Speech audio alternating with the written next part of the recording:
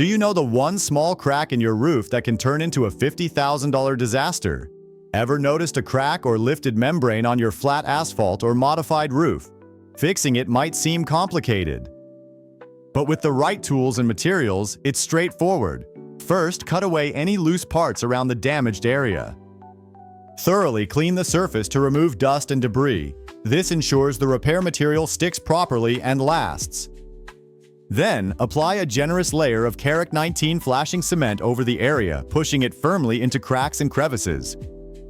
This product is unique because it's ready to use. No mixing needed. Its high asphalt content keeps it from sagging. On vertical surfaces, it won't run or sag. Next, cut your reinforcing fiberglass fabric to size for the repair area. Embed the fiberglass fabric into the wet cement.